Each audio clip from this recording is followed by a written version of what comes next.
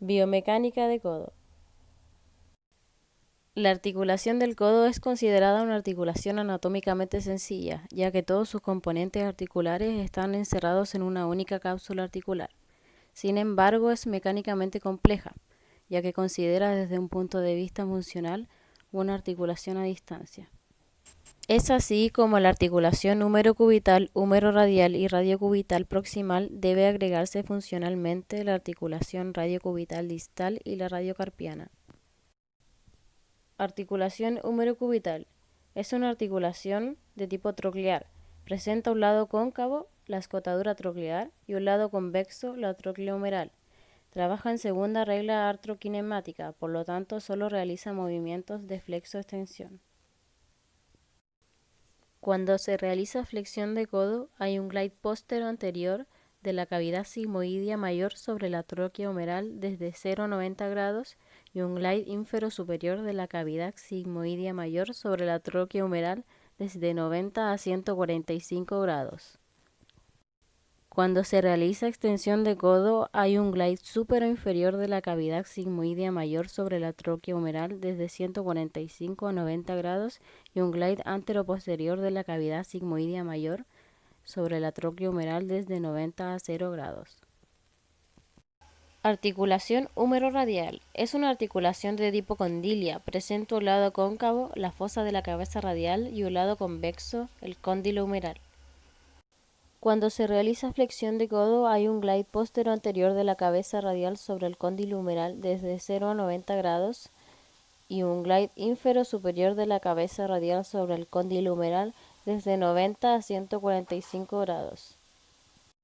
Cuando se realiza extensión de codo, hay un glide superinferior de la cabeza radial sobre el cóndilo humeral desde 145 a 90 grados y un glide antero-posterior de la cabeza radial sobre el cóndilo humeral desde 90 a 0 grados. El movimiento de flexión del codo varía según si el movimiento se hace de manera activa o pasiva. Durante el movimiento activo, el rango articular promedio es de aproximadamente de 145 grados, movimiento que es limitado por la musculatura flexora del brazo y del antebrazo.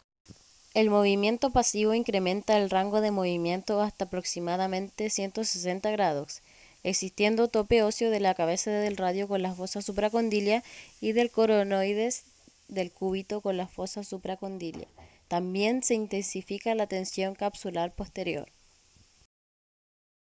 Los músculos motores que realizan flexión de codo son el bíceps braquial, principal músculo motor del movimiento, es decir, el agonista, el braquial anterior, músculo sinergista, y el braquirradial.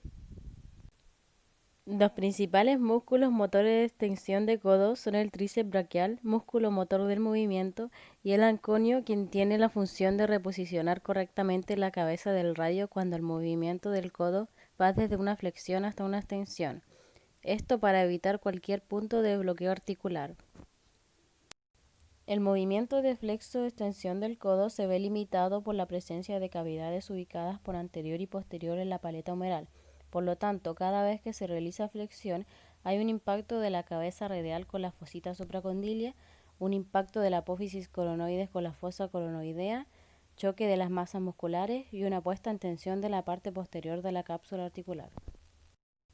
Cada vez que se realiza extensión de codo, hay un impacto del olecranon con la fosa olecraniana, una resistencia de los músculos flexores y una puesta en tensión de la parte anterior de la cápsula articular. Articulación radiocubital proximal. Es una articulación de tipo trocoide que no posee más que un grado de libertad de movimiento, el cual consiste en un movimiento de rotación ejecutado en torno a su eje. Este movimiento se conoce como spin. Presenta un lado cóncavo, la cavidad sigmoidea menor o escotadura radial del cúbito, y un lado convexo, el reborde articular de la cabeza del radio. El movimiento de pronosupinación compromete funcionalmente el mayor porcentaje de movimiento en la articulación radiocubital distal, donde se desarrolla cerca de un 60% del movimiento, mientras que a nivel proximal se ejecuta el restante 40%. La articulación radiocubital proximal requiere funcionalmente de la articulación radiocubital distal.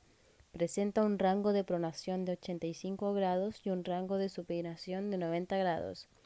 Cuando se realiza supinación hay un spin lateral y cuando se realiza pronación hay un spin medial.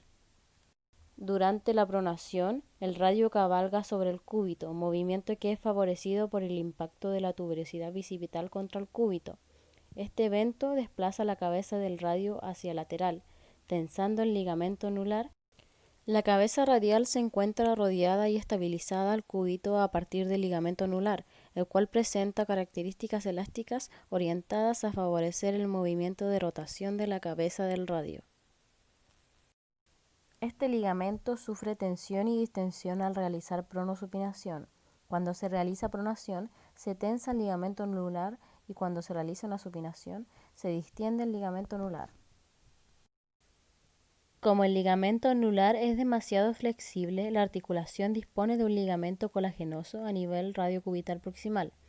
Este ligamento se conoce como ligamento cuadrado y es un limitador del spin lateral húmero-radial y el glide anterior radiocubital proximal cuando se tensan sus fibras anteriores. Por el contrario, la porción posterior se tensa durante la pronación para limitar el spin medial húmero-radial y el glide posterior radiocubital proximal.